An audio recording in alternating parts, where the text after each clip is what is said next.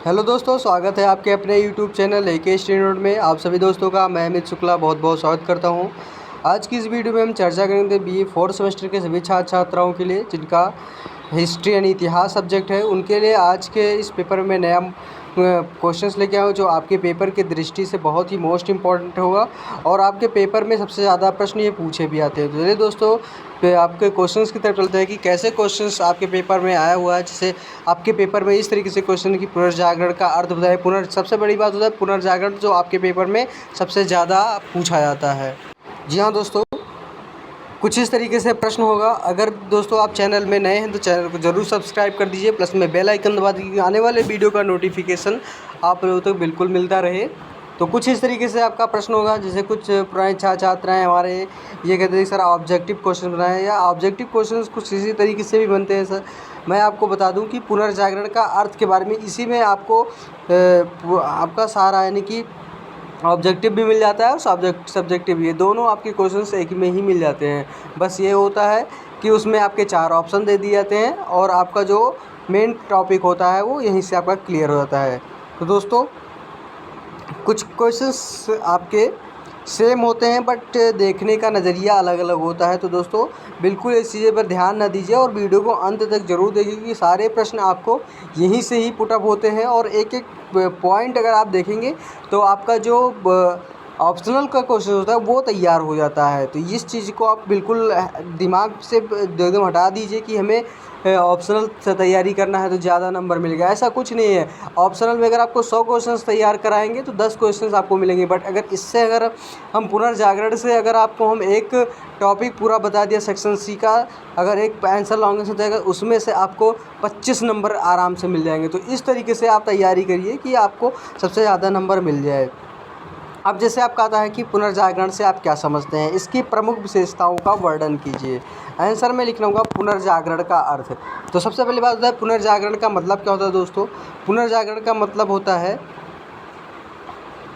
कि जो हमारे पुनरावृत्ति यानी कि पुनरावृत्ति जो होता है यानी कि पिछले चीज़ों को जो हम दोबारा वही चीज़ करें और कोई काम करें, दोबारा काम करने का हम प्रयास करें, उसी चीज़ को दोहराएं, उसी काम को हम दोबारा तिबारा कार्य करें, तो इसी को हम पुनर्जागरण के बारे में। बट इसमें जो लिखना होगा वो आपको इस तरीके से लिखना कि पुनर्जागरण शब्द फ्रेंच भाषा के रिनेसा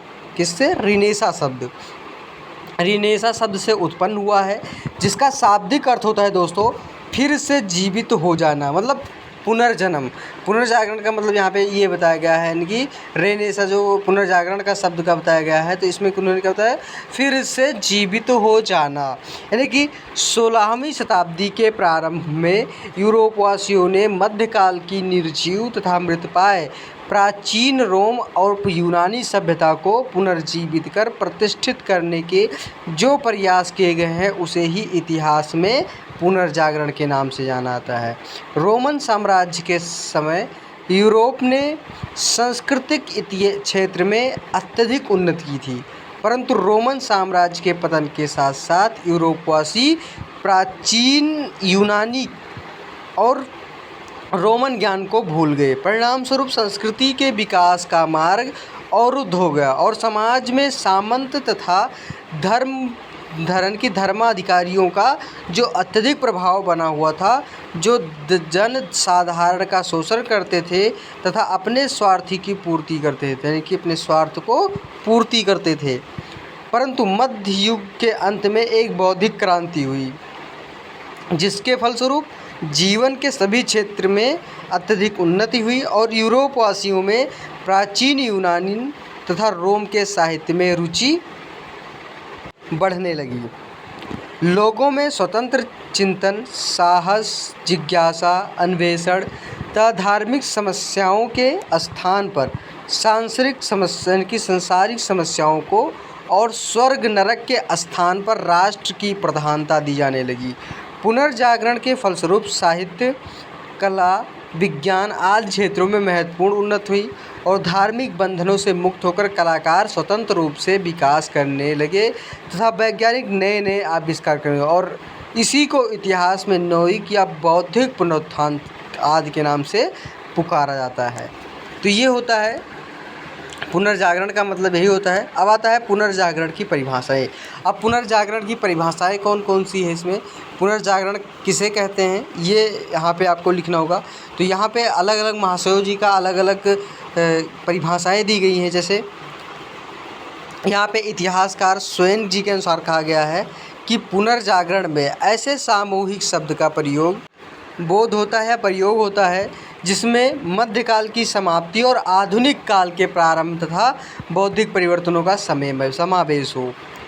उसका प्रोफेसर यानी कि ल्यूकस के अनुसार कहा गया है कि 14वीं और 17वीं शताब्दी के बीच यूरोप में होने वाले महत्वपूर्ण परिवर्तनों को हम पुनर्जागरण कहते हैं। पंडित जवाहरलाल नेहरू जी के अनुसार कहा गया है कि पुनर्जागरण का अर्थ विद्या का पुनर्जन्म, कला, विज्ञान, साहित्य और यूरोप की भाषाओं का विकास।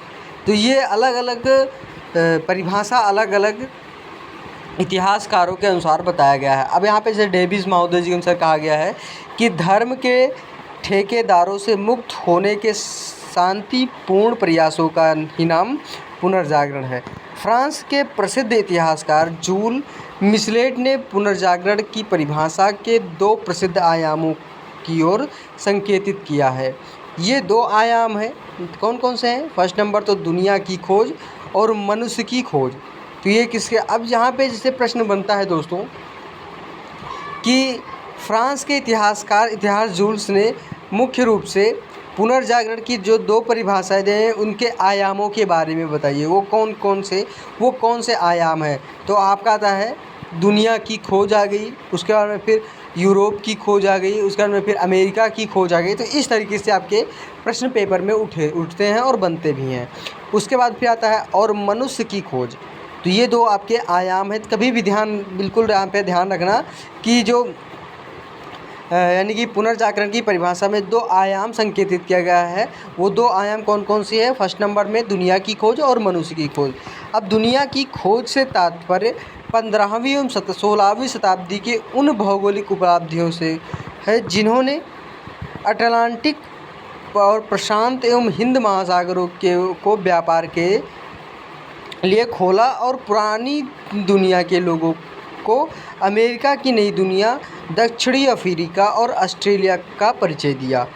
मनुष्य की खोज के अंतर्गत मानव शक्ति के उस पक्ष को लिया गया है जिसके द्वारा उसने मध्यकालीन औपशाही को अस्वीकार किया तथा विकसित एवं स्वतंत्र दृष्टि का अवलंबन किया है। अब हम यहाँ पे लिखेंगे कि हम पुनर्जागरण को इस प्रकार व्याख्यायित कर सकते हैं कि पुनर्जागरण एक ऐसा बौद्धिक उदार सांस्कृतिक आंदोलन था जिसमें प्राचीन यूरोप की प्रेरणा के आधार पर नए यूरोप का निर्माण हो रहा था तथा आलोचनात्मक प्रवृत्तियां जन्म ले रही थीं। परिणाम स्वरूप मनुष्य मध्यकालीन बंधनों से मुक्त होकर स्वतंत्र चिंतन की ओर अग्रसर हुआ तथा मानव जीवन के विभिन्न पहलुओं का विकास प्रारंभ हुआ और उस युग की कला, साहित्य, दर्शन एवं विज्ञान आदि के क्षेत्र में परिलक्षित हुआ। मैंने टोटल कहने का मतलब ये होता है दोस्तों कि जो पुनर्जागरण का अर्थ इन्होंने यानी कि पुनर्जागरण का मतलब बताने का प्रयास करते हैं वो साहित्य, दर्शन, विज्ञान की ओर अग्रसर होने की बात यहाँ पे बताई जा रही है। अब आती है पुनर्जागरण की विशेषताएं। हेडिंग डालेंगे पुनर्जागरण की विशेषताएं। बहुत ही मोस्ट इम्पॉर्टेंट प्रश्न है दोस्तों, ये हर बार आपके पेपर में पूछा कर जाने वाला प्रश्न है और अच्छे से आपको तैयारी करने वाला है क्योंकि सेक्शन सी, सेक्शन बी और सेक्शन ए तीनों में ये प्रश्न आपके पेपर में पूछा जाता है। अब किस तरीके से पूछा जाता है ये डिपेंड करता है आपके पेपर की ओर से। जैसे पेपर में आपका आता है सेक्शन ए में मान लीजिए कि पुनर्जागरण की परिभाषा दीजिए, तो उसके बाद में फिर आता है पुनर्जागरण की विशेषताएं के बारे में लिखिए सेक्शन बी में। उसके बाद फिर पुनर्जागरण किसे कहते हैं, इनकी विशेषताओं हो तथा इनके पार्ट यानी कि इनके प्रकारों का वर्णन कीजिए। तो इसी तरीके से आपके प्रश्न पेपर में पूछे जाते हैं। अब जैसे आपको पता है पुनर्जागरण की विशेषताएं निम्नलिखित थी, कौन कौन सी हैं। फर्स्ट नंबर आता है स्वतंत्र चिंतन। अब इसमें लिखेंगे स्वतंत्र चिंतन में हेडिंग नंबर 1 स्वतंत्र चिंतन में लिखेंगे कि पुनर्जागरण की प्रमुख विशेषता स्वतंत्र चिंतन है और मध्य युग में स्वतंत्र चिंतन पर यानी कि धर्म का अंकुश लगा हुआ था। पुनर्जागरण ने आलोचना की नई गति एवं विचारधारा को मुक्त कर तर्क को बढ़ावा दिया है। और इस युग के आरंभ में अरस्तु के तर्कशास्त्र का गहरा प्रभाव पड़ा। पेरिस, बोलोन, ऑक्सफोर्ड, कैम्ब्रिज आदि विश्वविद्यालयों ने तर्क की विचारधारा को आगे बढ़ाया। उसी बात का सत्य मानने का निर्णय किया जो तर्क की कसौटी पर सत्य साबित हो। सेकंड नंबर है हेडिंग आपका प्रयोग का महत्व। इसमें लिखेंगे कि इस काल में विचारों की पुष्टि के लिए प्रयोग का महत्व बढ़ा। रोजन बेकन ने अपनी रचना में, यानी कि रोजन बेकन की जो रचना है आपस मेयस, रोजन बेकन की रचना कौन सी है दोस्तों? रोजन बेकन की जो रचना है वो आपस मेयस है। इसमें इन्होंने लिखा है कि हम ज्ञान दो प्रकार से प्राप्त कर सकते हैं। वो कौन कौन से हैं? वाद विवाद तथा प्रयोग द्वारा। वाद विवाद मतलब होता है दोस्तों कि प्रश्न का अंत हो जाता है, वाद विवाद से प्रश्न का अंत हो जाता है और हम भी उसी पर सोचना बंद कर देते हैं। किंतु इसमें प्रमाण नहीं होते हैं, इसमें ना तो संदेह होता है और ना ही मस्तिष्क को शांति प्राप्त होती है। यह बात तब तक नहीं होती जब तक कि अनुभव एवं प्रयोग द्वारा सत्य की प्राप्ति नहीं हो जाती। रोजन बेकन की खोज प्रणाली का अग्रदूत था, यानी कि जो रोजन बेकन खोज है वो प्रणाली का अग्रदूत था। प्रयोग के आधार पर ही तो गैलीलियो ने कोपरनिकस के सिद्धांत को अकट्टे सिद्ध किया है। उसका बाद आता है दोस्तों थर्ड नंबर आता है मानववाद की भावना का विकास, यानी कि मानववाद की भावना का विकास। इसमें आएंगे आप लिखेंगे आप लोग दोस्तों कि मानववाद का अर्थ है मानव जीवन की रुचि में लेना, यानी कि मानव जीवन का अर्थ है दोस्तों कि मानव जीवन में रुचि लेना, मानव की समस्याओं का अध्ययन, मानव का आदर करना, मानव जीवन को महत्व स्वीकार करना तथा उनके जीवन को सुधारने और उन्नत बनाने का प्रयत्न करना। पुनर्जागरण के समय मानववाद की भावना का उदय हुआ। उन्हें देवत्व या अध्यात्म के विपरीत मानव रुचि के विषयों का अध्ययन करने के विषय में जानना ही शिक्षा का महत्वपूर्ण अंग बन गया। मानववाद का जन्मदाता पेटार्क थे। बहुत ही मोस्ट इम्पॉर्टेंट प्रश्न है दोस्तों, ये आपके पेपर में भी ऑप्शनल में पूछा जाता है कि मानववाद का जन्मदाता कौन है? पेटार्क हैं या गैलीलियो हैं या फिर आपके रूसो जी हैं। तो जैसे भी आपके पेपर में प्रश्न पूछा जाता है वो आपको यहाँ पे पॉइंट मिलना चाहिए दोस्तों, पॉइंट सबसे मोस्ट इम्पॉर्टेंट है। तो आपका ये सेकंड पॉइंट हो गया, मानववाद का जन्मदाता का पेटार्क था, यानी कि मानववाद का जन्मदाता कौन थे? पेटार्क थे, जिसे पुराने यूनानी साहित्य से दिलचस्पी थी, जिसके प्रयत्न से मध्यकालीन आध्यात्मिक एवं धार्मिक रहस्यवाद की ओर लोगों को वैराग्य हो गया। अब लोगों की रुचि ही मानव के सुख दुख, सौंदर्य, प्रेम और व्यवहारिक विज्ञान के अध्ययन की ओर बढ़ गई। फिर आता है फोर्थ नंबर, सहज सौंदर्य की उपासना। सहज सौंदर्य की उपासना में आप लिखेंगे दोस्तों इसमें कि पुनर्जागरण की एक प्रमुख विशेषता थी जो सहज सौंदर्य की उपासना थी। यह उपासना भौतिक एवं मानसिक दबाव से मुक्त थी। इटली के कुछ कलाकार जैसे लियोनार्दो दा विंची, अल्बर्ती, सैनीन आदि कला में वैज्ञानिक मानदंडों को लागू करने की संभावनाओं के प्रति इतने मुग्ध थे कि उन्होंने इस विषय पर विपुल साहित्य का निर्माण किया। ये कौन से साहित्य को? विपुल साहित्य को इन्होंने निर्माण किया। उसके बाद फिर लियोनार्दो जी लिखते हैं कि अच्छे चित्रकार को दो प्रमुख चीज़ों का चित्रण करना होता है, यानी कि कहा जाता है कि मनुष्य और उसके मन की भावनाएं, यानी कि जो लियोनार्दो जी लिखते हैं वो लियोनार्दो जी लिखते हैं कि मनुष्य और उसके मन की भावनाएं को, यानी कि जो दो चीज़ें लिखता है वो मनुष्य और उसके मन की भावना, ये चीज़ें उन्होंने इसमें लिखा है। फिर आता है 5 नंबर में इन्होंने लिखा है कि देशज भाषाओं का विकास। इसमें लिखेंगे कि पुनर्जागरण एक अन्य विशेषता थी, यानी कि जो अन्य विशेषता थी उसमें देशज भाषाओं का विकास। जो क्या था? देशज भाषाओं का विकास। अब तक केवल यूनानी और लैटिन भाषाओं में लिखे ग्रंथों को ही महत्वपूर्ण समझा जाता था। पुनर्जागरण ने लोगों की बोलचाल की भाषा को गरिमा एवं सम्मान दिया, क्योंकि इन भाषाओं के माध्यम से सामान्य लोग बहुत ही जल्दी ही ज्ञान अर्जन कर सकते थे तथा विचारों और सुगमता से अभिव्यक्त कर सकते थे। फिर आता है 6 नंबर, कला की प्रगति। भवन निर्माण कला, यानी कि कला की प्रगति में आता है कि भवन निर्माण कला, मूर्ति कला, संगीत कला, चित्रकला तथा नक्काशी आदि का विकास हुआ। इस क्षेत्र में इटली ने ही अग्रदूत का कार्य किया, यानी कि इटली ने इस क्षेत्र में बहुत ही आगे बढ़कर इन्होंने काम किया। इटली के 2 नगर कौन कौन से? फर्स्ट नंबर तो फ्लोरेंस और दूसरा आता है वेनिस। फ्लोरेंस और वेनिस ने इसमें अधिक भाग लिया और चित्रकारी, शिल्प तथा स्थापत्य कला को काफ़ी आगे बढ़ाया।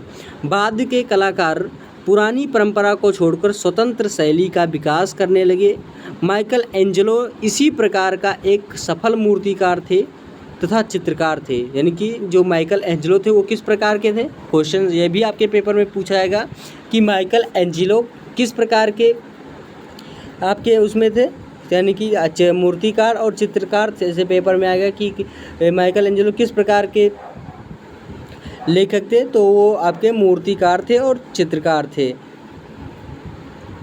तो दोस्तों ये था आपका सेक्शन, यानी कि आपका लॉन्ग आंसर, यानी कि आपके जो पेपर में प्रश्न पूछा जाता था दोस्तों। आज की वीडियो में यही प्रश्न था और आने वाले जो वीडियो होंगे उसमें हम आपको मॉडल पेपर भी सॉल्व करा देंगे। तो बहुत ही मोस्ट इंपॉर्टेंट प्रश्न होगा दोस्तों और मज़ा भी आएगा पढ़ने में, क्योंकि इस तरीके से प्रश्नों को अगर आप दिमाग में रख के पढ़ेंगे, क्योंकि ये सोचेंगे कि हमारे पेपर में आने वाले हैं, तो पेपर को किस तरीके से लिखना होगा, किस तरीके से हमें करना होगा पेपर को, तो सोच समझ के अगर आप करते हैं तो बड़ा अच्छा लगता है पढ़ने में।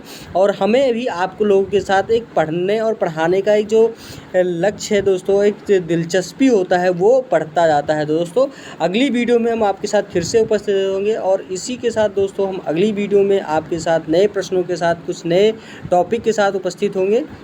और अगर आपको इसका PDF चाहिए तो YouTube के डिस्क्रिप्शन बॉक्स में टेलीग्राम चैनल का लिंक दिया गया है, वहाँ से आप लोग जुड़कर बिल्कुल फ्री ऑफ कॉस्ट PDF प्राप्त कर सकते हैं और इसकी वीडियो भी ले सकते हैं। तो जैसे भी आप पढ़ना चाहते हैं पढ़ सकते हैं। अगर व्हाट्सएप ग्रुप से पढ़ना चाहते हैं तो इसका लिंक भी अपडेट करा दिया गया है अबाउट में, वहाँ से आप लोग व्हाट्सएप से भी ऐड हो सकते हैं।